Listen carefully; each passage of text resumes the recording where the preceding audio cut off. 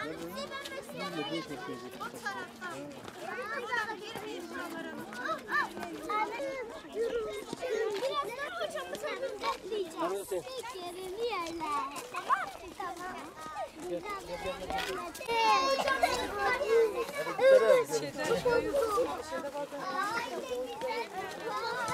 sağlar, buraya gelsin.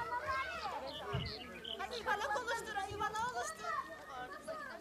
Bismillah, Bismillah, elhamdülillah, elhamdülillah. Bu nimeti veren Allah, bu nimeti veren Allah. Peygamberimiz Resulullah, Peygamberimiz Resulullah. Alsın eksilmesin, alsın eksilmesin. Tarsın dökülmesin, tarsın dökülmesin. Daima afiyette yatsın, daima afiyette yatsın. Sağlığın selameti için, sağlığın selameti için. Diyelim elhamdülillah, diyelim elhamdülillah. Amin.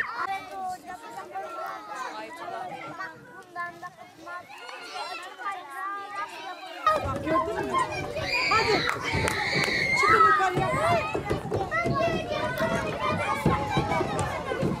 Çocuklar.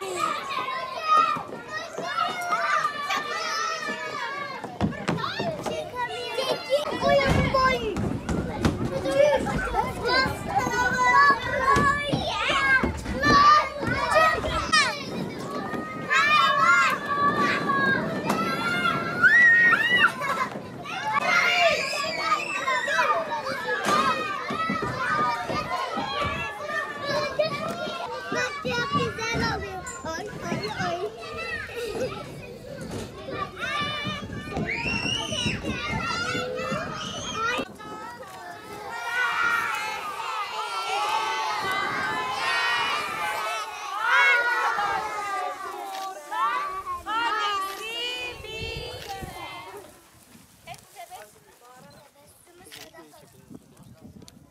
Tebessüm etmek sadakadır.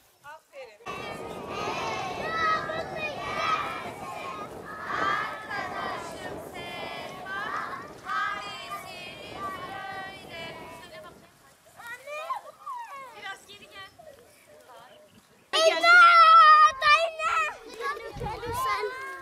Buraya Abdullah.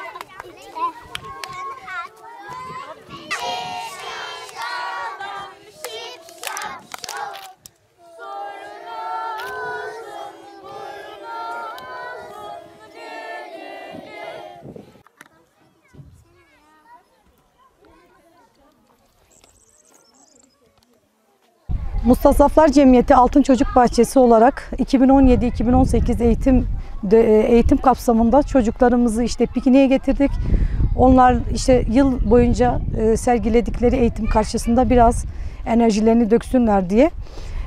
Biz cemiyet olarak işte 2 sınıf 40 tane öğrencimiz var. Bu çocuklarımızı işte Kur'an-ı Kerim, siyer, fıkıh, ahlak ve akaid kitaplarımızdan dersler veriyoruz. Bir de Esma-ül Hüsna ve küçük sureleri ezberletirmeye çalışıyoruz.